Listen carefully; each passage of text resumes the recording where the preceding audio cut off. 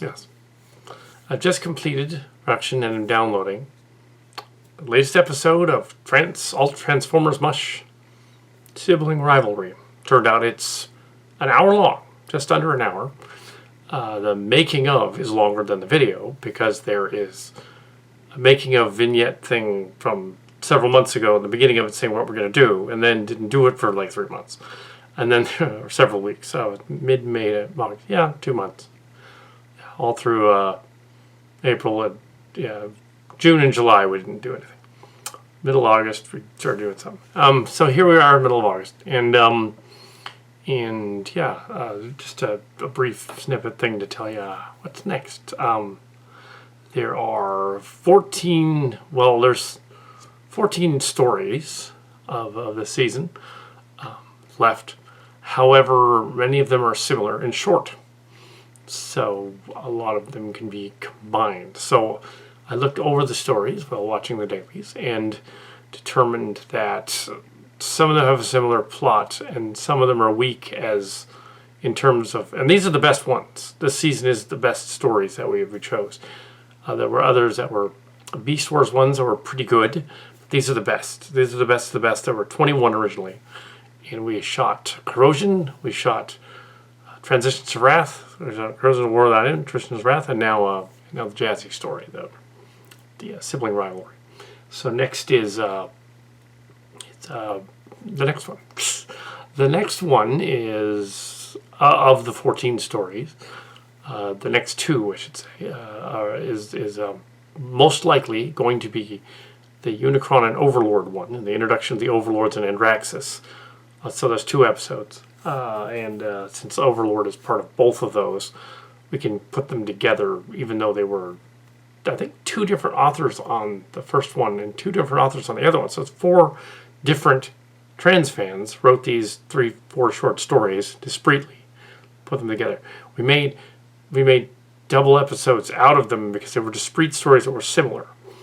And I also went through and looked over the other ones that were similar. Either there's more Rakshi stories, there's more sports stories, there's more with Sky Scrunch and Jet Smash, the Rainmakers. That would be Acid Storm and Rainstorm and Sunstorm, but I've given them different names. I've given them carded names in this version, but that's who they are. And these would be the damaged Siege ones. They look damaged, but they're new. So the Siege line, they made them look damaged by muddying them up, the toys. They're not. Usually typical of a trans fan story, such as the case where there was a Beast Wars one where they introduced the Magnasword and they show a Magnaboss and the whole big deal. That was one of the Beast Wars ones that almost made the list. So it was kind of interesting. Same thing with some of these other ones. There's the Unicron one has them assembling, Decepticons assembling Overlord, basically, to meet up with Scorponok. And I know Overlord and Overload are 2 different Transformers from the series and the comics. And they did make toys of them, but I don't think I own an Overlord. But I think somebody else I have in mind that might work. Typical of these, and they introduce Prime's trailer and Power Master Prime. Some of these stories are the earliest ones. The one we just did, Sibling Rivalry, was actually a 2000 story, which was rewritten in 2003 for F2K Transformers MUSH, and then in 2008 was edited by someone named Rachel Walker, the last person to look at it. I don't think she was the person that wrote it. She was just the editor of Lexicon magazine, Lexicon Online Transformers Archive, one of the editors. Back in the day, TF MUSH was Kal Kat was one of the, so yeah, that's where these stories came from back in the 90s. The Trans Tech magazine and all that. Adamicon, I think it was under that name. I didn't know any of these people, but I did look through the stories over and edited them. So a lot of them are under pseudonyms. There's a guy named Jiminy Christmas who wrote an episode. Obviously a pseudonym. But there are really a lot more synonyms. But what I was saying was that the typical Transformers story, when they do like a special one that's elaborate, they introduce a new toy to sell the new toy. Those episodes I find are the weakest because they don't. If the toy is never featured again, what was the point? Transformers the movie, Unicron, they never actually made a toy of that until like decades later. The Unicron trilogy with Armada did make a Unicron toy. We finally had a Unicron toy. 2002. The movie came out in 1986. It wasn't until 2002 that they had a Unicron toy. And it wasn't until 2020 that somebody came up with a Unicron toy currently that is even better than the Armada one from 18 years ago. It looks just like the one from the movies, but slightly more variable.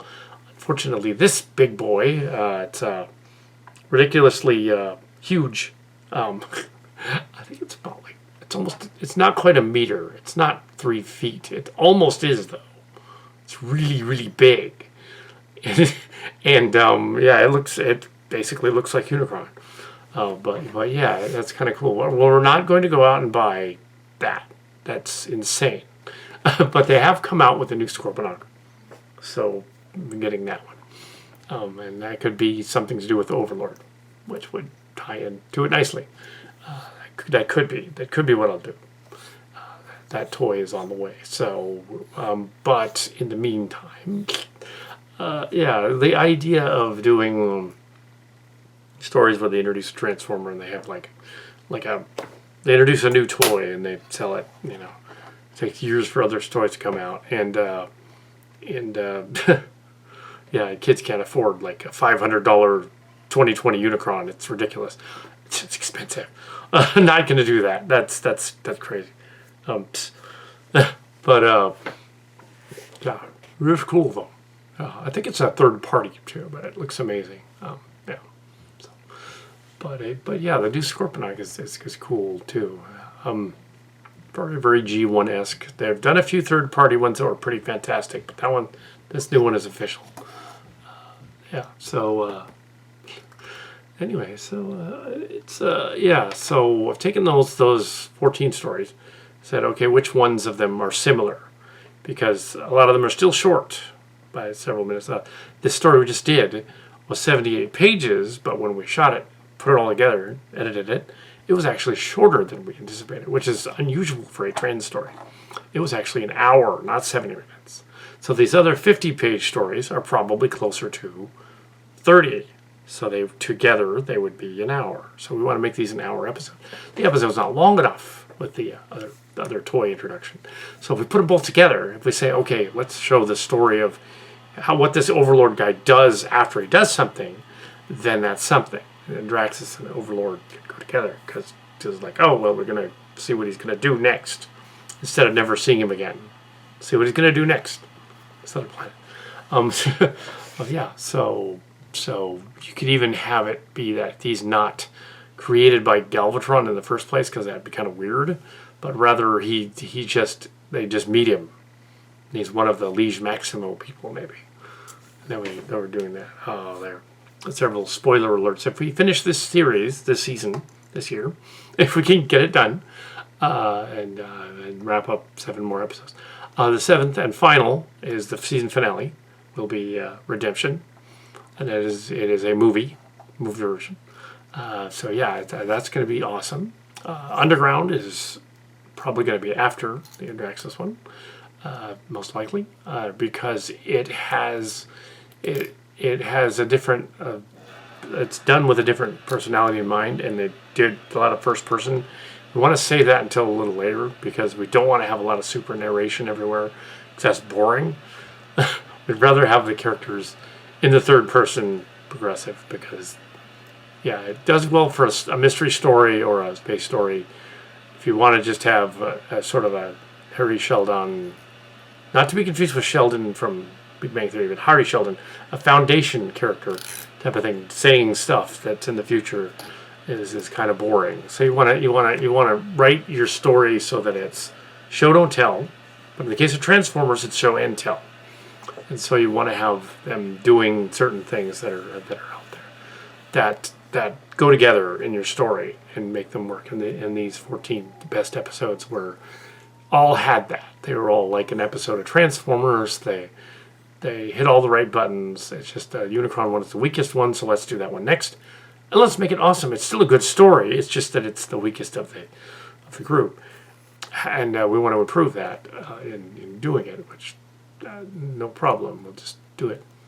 But yeah, you can take those elements of that and say, like, okay, we have, like in the case of this, the latest story, Sibling Rivalry, we took, even though we did not really use any of the elements of the rewrites of Sibling Rivalry, we did know about them. So we referenced them in the story, in this version. So this version, as well as the 4 sort of character study spin-offs, are incorporated in the story to flesh them out. Like, what was Hound's, not Hound, what was Prowl's preference? What was he doing there? Why was he taken? Who was he taken with? Was he just not interested in Rakshi, or was it something else that's in there? Why did the Decepticons imprison them but then let them go? Which in the story was a little weak, but in this version, it's Starscream wanted to know what he was in Sibling Rivalry, what his motivations were. He didn't want Prowl's secrets. He wanted Prowl's like beauty secrets, pretty much, which is kind of funny.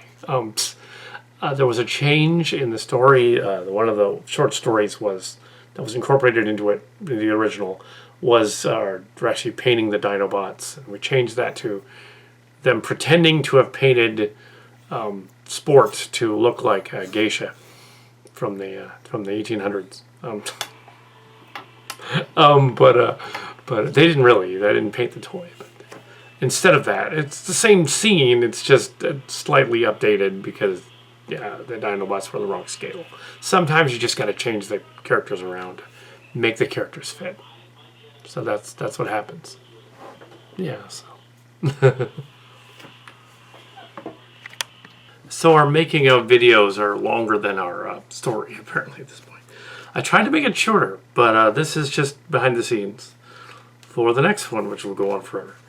This one is Secret Project and Return of Unicron. Secret Project, Return of Unicron were written by Eamon A. Walford. Eamon A. Walford. Sounds very British. Generation 2, all Transformers MUSH. Supposedly the 100th episode of the series after the rebirth.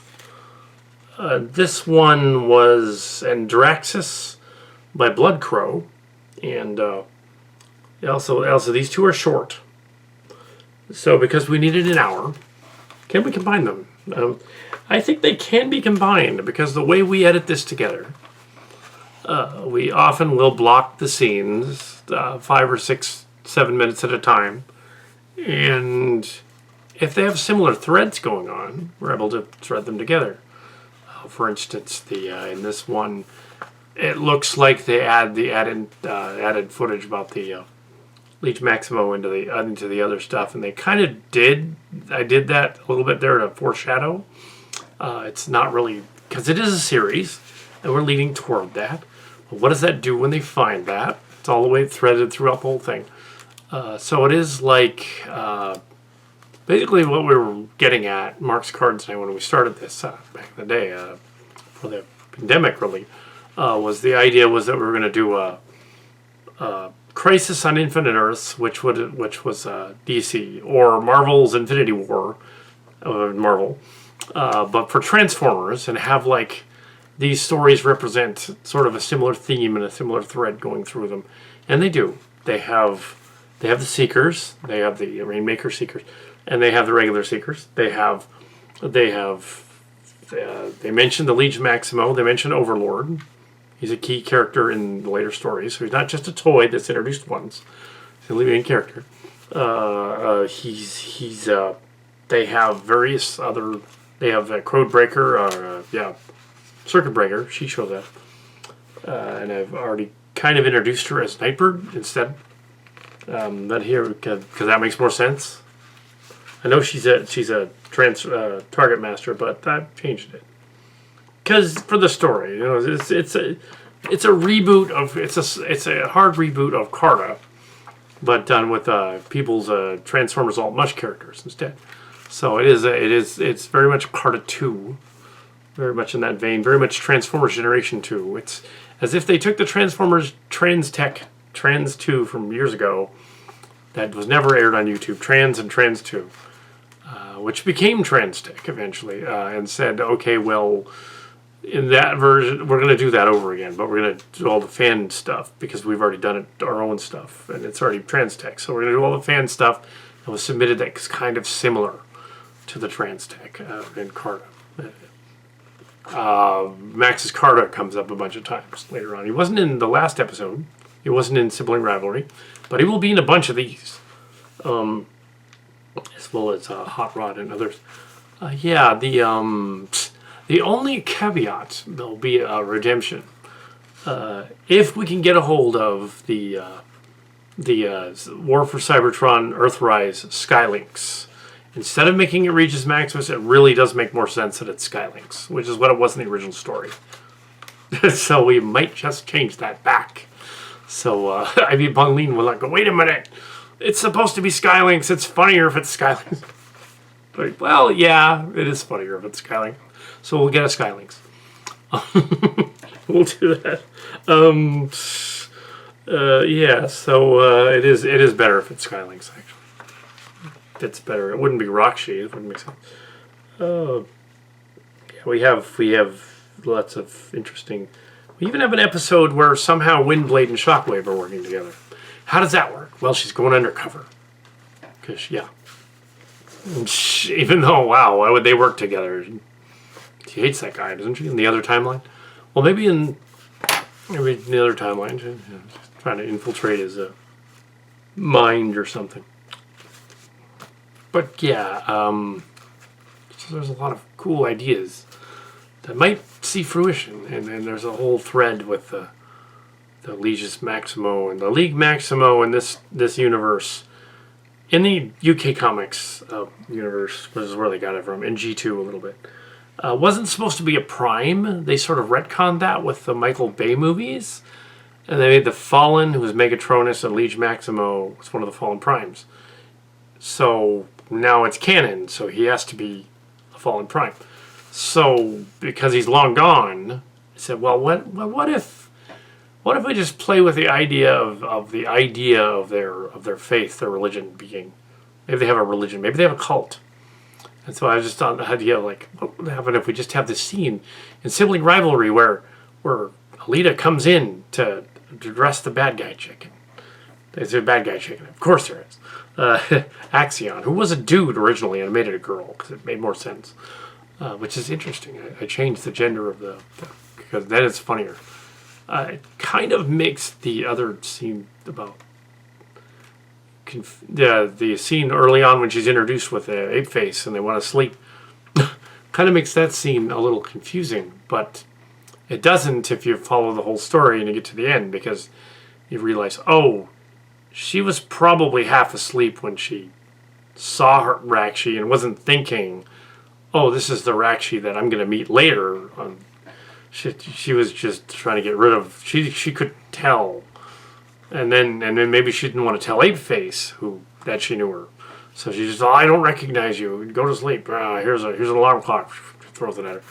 But it's like the whole time she's probably thinking, yeah, I know who this is, and it's gonna have to come up later. So yeah, it's all connected. It makes sense. Surprisingly does. And when they get to the end, Alita 1 comes to the narcissistic, stuck-up alien, and because she herself is a little bit, and goes, okay, you tell me, you must tell me about the Liege Maximo cult. I just said, through it, Liege Maximo cult. It's a cult. They have a cult that worships or thinks the Liege Maximo is a big deal. It's hinted at in Corrosion of War Without End that they were going to show the Liege Maximo, and that the two Megatrons in that one, the Megatron and the other Galvatron, were like, okay, we have this like group that we hang out with that's likes the Liege Maximo, and there's like the Maximo people. Not to be confused with the Maximals and the Predacons. That's something else. That's even hinted at in there in this story. They say that the Maximals and the Predacons and the Beast Wars is a different timeline. That even though they know about it and they've seen it, that it's another timeline than the one in this story. So that they can get away with that. And that the Megatron and Galvatron from the other timeline almost destroyed Cybertron in our timeline. So, wow, so they were pretty powerful. Yeah, we saw that in Corrosion. Yeah, so, and somehow Draconus Prime was able to defeat them. With help from the Sparks. And now the Sparks make sense. Now the Chast thing makes sense. As you get through the series, you realize these other pieces make sense together. And like a classic X-Files that actually does deliver the goods, most X-Files episodes didn't. This is actually building to something. To them getting to a point where they do something really cool with a later episode that someone happened to have already written. There is an episode where it's spoiler alert, because it's a series, you know what's going on. Just before Redemption is going to be an episode where they meet the Liege Maximo cult.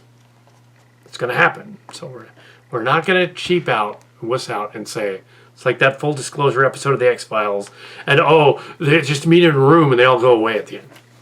It's not going to be like, the smoking man blew up, but he didn't really in the remake, the soft reboot they did, the 10th season. It's not going to be like that. It's not going to be like, Mulder's son did this or that, and not really. Scully's son did this or that, not really.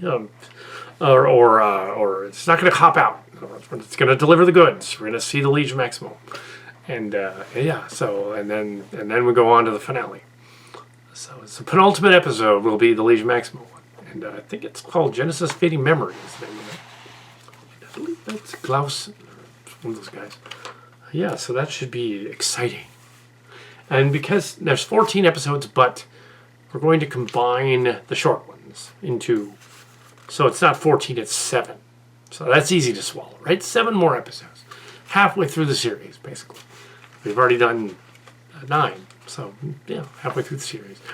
Corrosion of War Without End was a 7-part, 1 hours each series, and now we had the Corrosion Transitions of Wrath, which was about 86 minutes or 80 minutes roughly, and this new one that's about an hour. The Transitions of Wrath was just a little longer because of how it was written, and it was very much a character study, leading thing. That wasn't Ivy Bodley. That was Bobby Crothers, who later went on to become a psychologist. Makes sense. What's the story? It's like, yeah, of course you did. This is totally about psychology and memory and stuff. So hit out in this story and the Chast thing in the story. Okay, the Chast thing. Yeah, I should probably go into that before this tape runs out. Okay, what's going on with the Chast story? As I came up with that as a little aside too. In the 2008 version, the character, which is vaguely mentioned, I did skim over the 2008 version, and there's a character in there that she is that Jazzy is copied from, like reformatted into, so they recognize her. So that at the end when the X shows up, the reformatting is in the story, so it's in there. I just made it Spark because Spark was a new canon from the later stories, the Armada stories, and they had to put that in there because the Spark. Okay, they have the Sparks and they have reformatting and they can assume a new form. Well, like in Beast Wars, I think it's the first to do that with the protoforms. So it's the same thing. It's the Beast Wars. Thought of that. So they re-engineered that whole thing, Sparks and protoforms and all that. So she re-engineered herself. She was previously Chas, who was attacked by Shockwave, like the other one in the other timeline. Now, we're not sure whether it's the same thing that happened to her, or whether it's a slightly different Chas, who might be a little more of a Decepticon, a little more on the other side.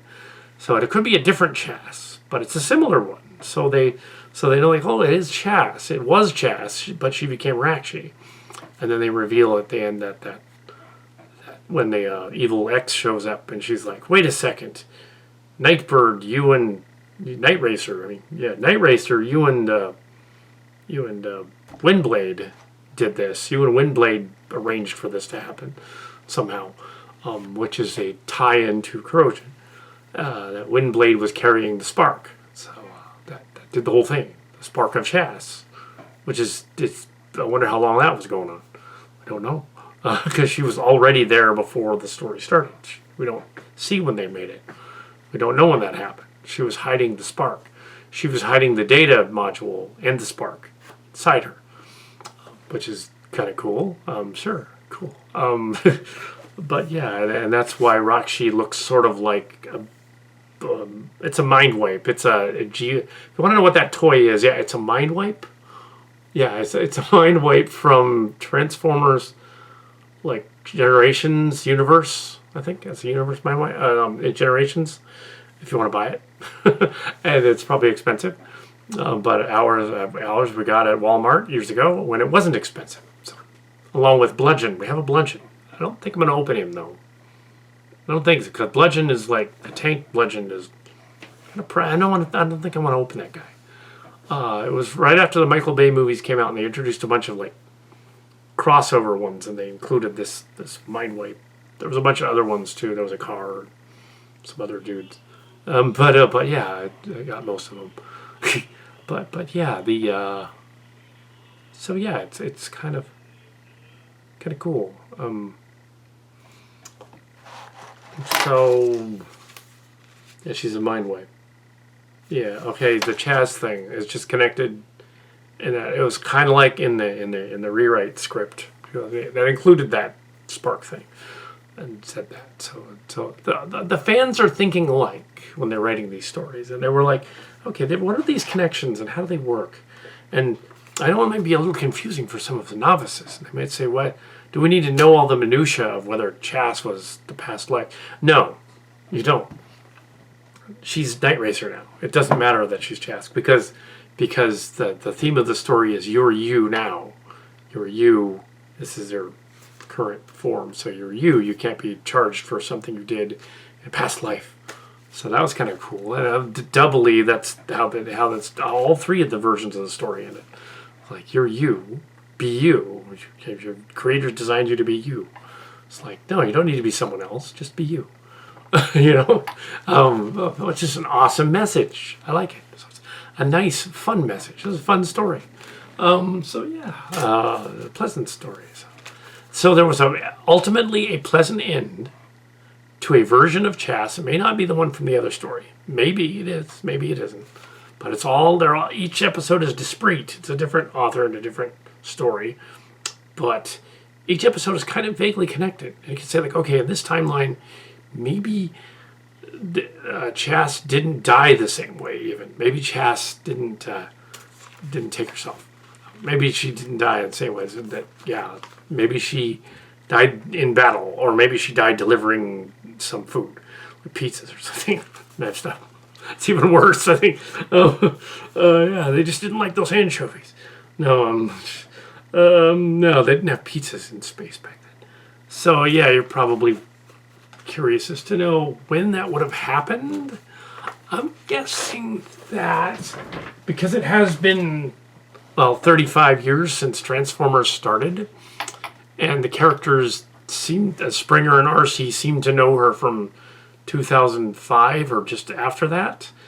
I'm guessing that Chas is from less than 10 years ago in the Transformers timeline. So all that probably happened around 2010 or 2011 or something like that. So yeah, it wasn't that long ago. So yeah, she was rebooted not too long ago. And also they hinted at the past life of Sport, although we know Sport. Think about it. Okay, I'll give that away too. We know Sport because in Corrosion of War Without End, Spoil Sport is killed by the Decepticons who are on the ship. Spoil Sport, the gun guy, is also a dude. He's a Michael Bay era dude. Yeah, so yeah. That's where it comes from. So yeah, Spoil Sport's a dude, and you're watching the making of series.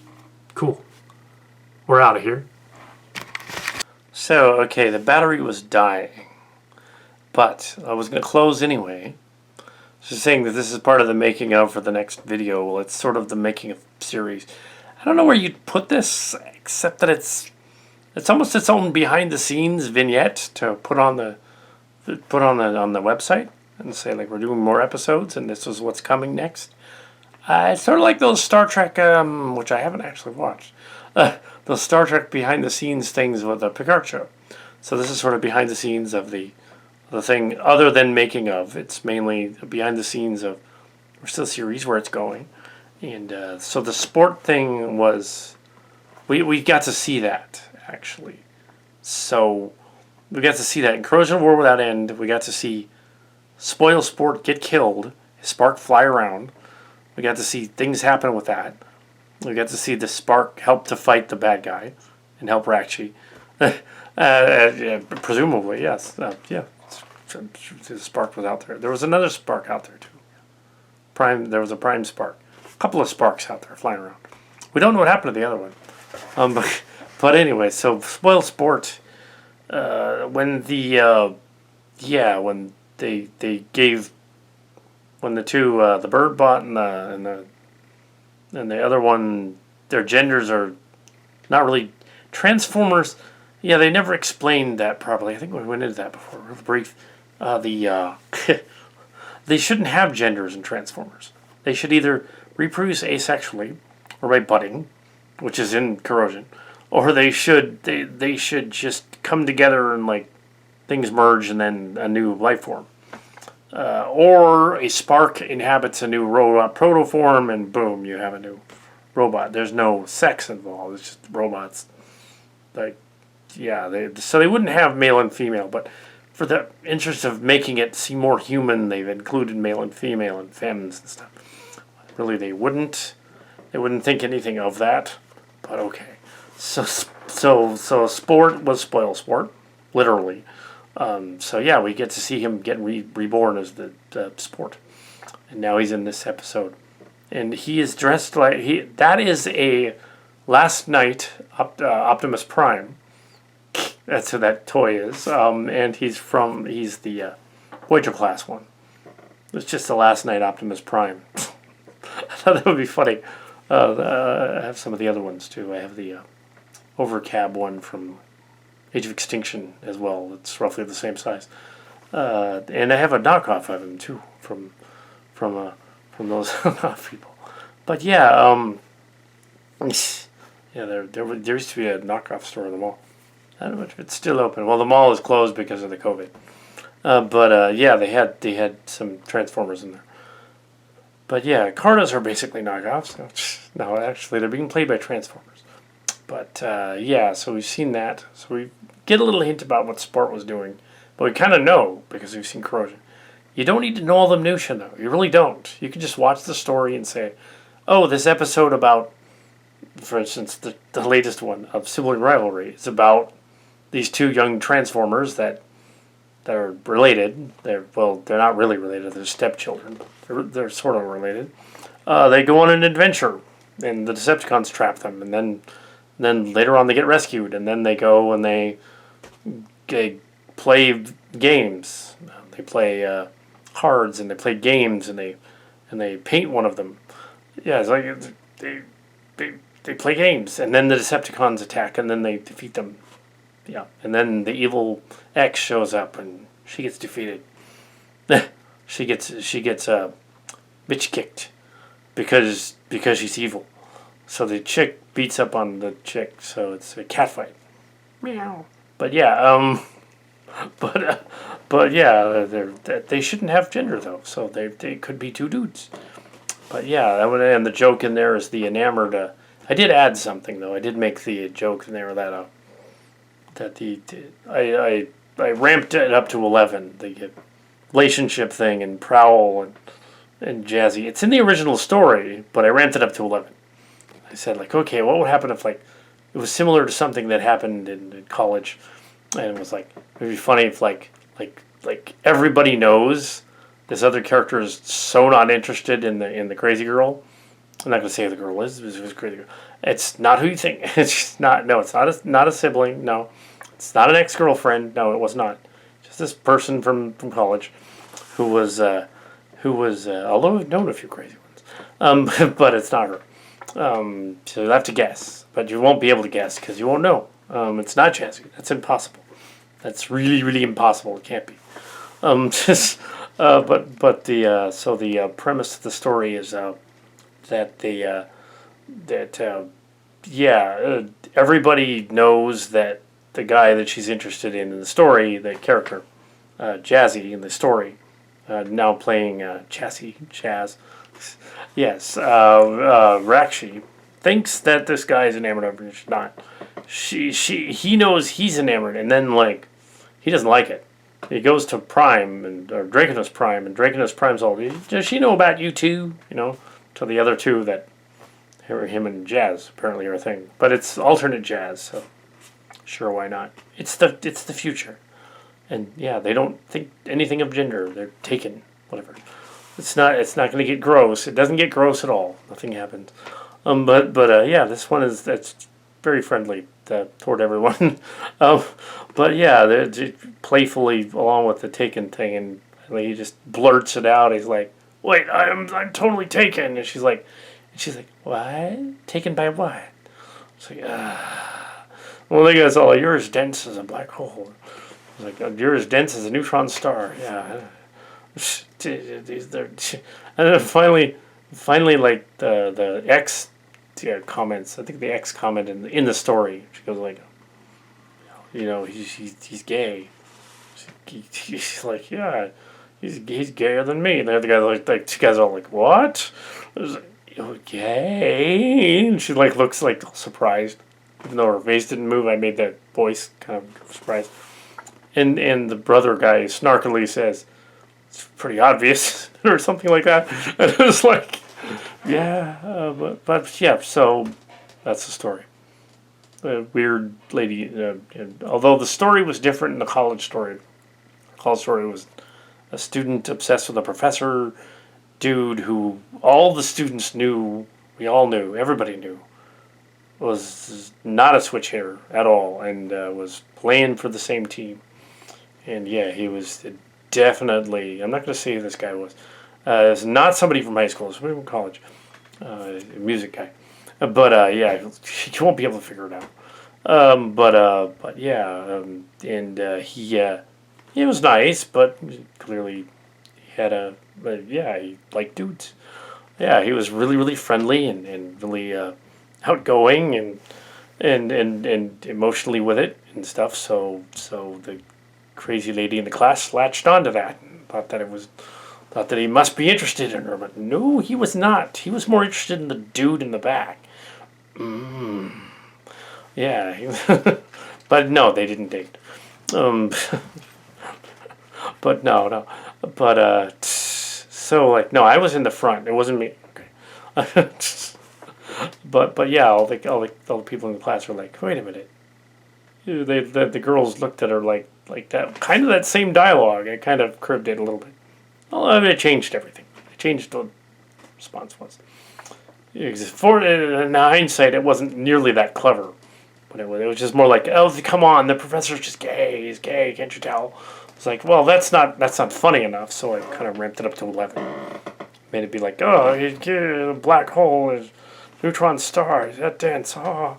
I ramped it up to 11. But the original thing was a funny scene, but it was more like humiliating.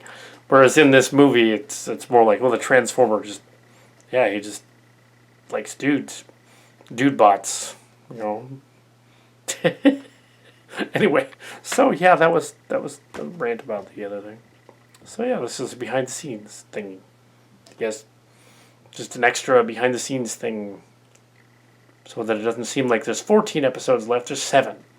That's a little easier to manage. Like, just give it 7 of them left. Well, that's possible. That's entirely doable. So yeah, yeah, and so we'll see then. Transform your adventure. Clang. Psh. And remember, when doing the Megatron voice, it's tenor voice, and it's evil sounding. Don't do like in that new Netflix show and have Megatron sound just like Optimus Prime. No, don't do that. You can't tell them apart. No, don't do that. I am Optimus Prime, leader of the Autobots. Yeah. But yes, maybe not quite Prime. That's more like Ironhide, isn't it? It wouldn't be like... Yeah, Ironhide was more like John Wayne. Prime was more like a Marine guy or something. Because that's what he was. He was Peter Cullen's brother, basically. That's what he was doing the voice. But yeah, Peter Cullen said that. Whereas Frank Welker said, I've been everybody. He has. They've both been everybody. They've even played bad guys. Yeah, Peter Cullen was also Tiamat on Dungeons and Dragons. Oh, and the game they were playing with the forts was Fortnite in this episode. It was updated. In the original, they were playing something else. They were playing cards, and they were playing gin, and they were playing... It wasn't Fortnite, it was like Pokemon or something. It's like, it could have worked, but I thought Fortnite would be funnier. Because he's a knight. Because he's got like his prime knight. Yeah, ramped it up to 11. There will be more Roxy episodes. She's definitely going to appear again. So yeah, she's there. They're all there. They each one of these stories, they all get something to do. So that's the point of your story writing. If you're going to flesh out a story for like script writing or whatever, if you're doing a story, make sure that some of the main characters do something that leads them from point A to point B. And along the way, they got little distractions. You don't need a B story necessarily in a Transformers. It's not like it's a Star Trek and you need a B story, or you have to have something else going on. This one doesn't really have a B story. It's mainly just maybe the B story kind of is them figuring out their past lives, if that's the B story. But it's so intertwined that it works. So it isn't really. It's the A story with a little bit of flourish. I think it works, and it was very well written. If this was a teenager writing this script, this person is a writing genius. I don't know who this was, but she really knew what she was doing. Just like wow, this person should be right. If this person did not go on to write for Transformers, like newer stuff like Armada or something, which was Japanese, I know it's Japanese. The Unicron trilogy was done in Japan and then dubbed here, just like Robots in Disguise, 2001. That was dubbed and brought over here. So was the Unicron trilogy. That was co-produced, dubbed, brought over here. The Michael Bay movies were here, of course. Transformers Animated was done over there, but that was actually a co-thing where it was actually the American version is the version. Then there was the newer Robots in Disguise, which we don't have all of because they haven't released all of it here. That was over there, and then they redubbed it again. It's easier to do it that way, Japan. So yeah. And there was also another one called Transformers Adventure, which had the Discbots in it. So we included the Discbots too, which is awesome. The Discbots in there. So it's like, wow, the Discbots too. You've got everything in this thing. Actually, the Soundwave and the Blaster are Discbot Transformers Adventure characters. So is the Sideways / Twincast. They're all from the Discbot Transformers Adventure. That's what those toys are. So if you want to get them, they're probably on eBay and probably not Big Bad Toy Store anymore. They're kind of old. Probably have to look on Amazon. Might still have them. But yeah. No, I didn't get the City Master Blaster and Soundwave. They were too pricey. But yeah, I didn't get the new Triptychon from Titan Master. I'd probably have to get that too. All the cities, stand them up next to each other. Of course, filming with the cities is really hard because they're too big. But filming with the Headmaster, the new ones are all too small. So if I have to introduce the Titan Masters, you have to go like, wait a minute, how come these guys are the same size as the scale with these ones? Yeah, but nobody else. They're like, wait a minute, the Titan Masters aren't that big. And they hint at that. They hint at Sport is a Titan Master. Well, he's a Target Master, which is related to the Titan Masters, because the Nebulon and the Target Masters and the Headmasters are the Nebulon from Planet Master. That's going Japanese old school too. That's Master Force, Transformers Master Force. They did release that over here. It's the Shout Factory, Master Force, Zone, and God Master Force, and all that. That was what it's called. Yeah. And yeah, so it's kind of cheesy though. By the time they get to the last one, it's like nonsensical, and it has Dino Kaiser. It does have that.